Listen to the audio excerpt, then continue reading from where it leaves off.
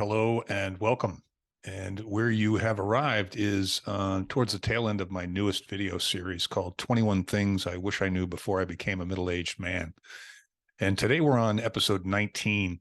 And the title of this episode is Be a Problem Solver, Not a Problem.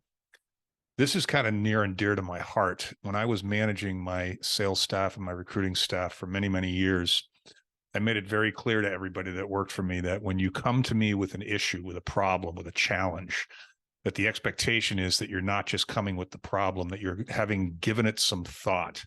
You're coming with some suggested solutions. And,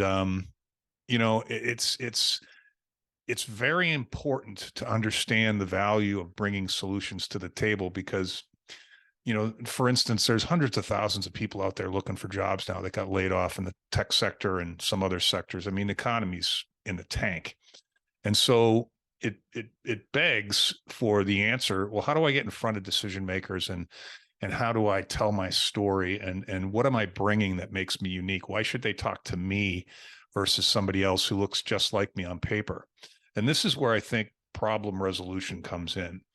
Because I don't care if you're a software engineer or you're in the manufacturing field or the healthcare space, I don't care what the industry is, there are challenges that are getting in the way of that industry, that company, that institution making progress. And progress might mean just moving forward. It might mean profitability. It might mean lowering costs. It might be increasing revenue or headcount or retention of employees, whatever it is, there's a problem in the business. There always is.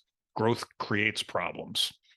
And your ability to come to the table with solutions to a company's problems is the best way for you to be unique. It's the best way for you to stand out.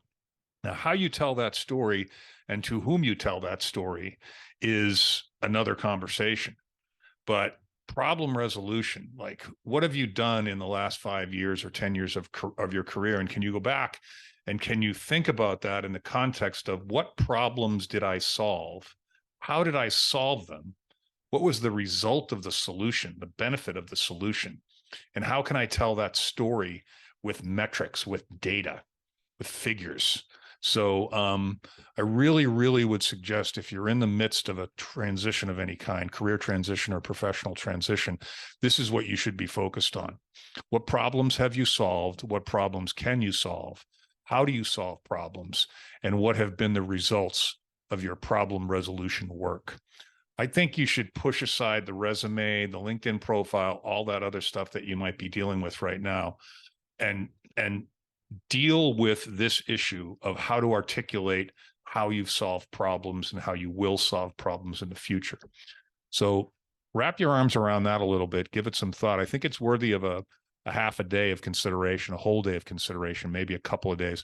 I don't think people deal with this in their backgrounds, in their story enough. So think about that, put it to work today, and hopefully we'll see you in the video number 20 tomorrow. Have a great day.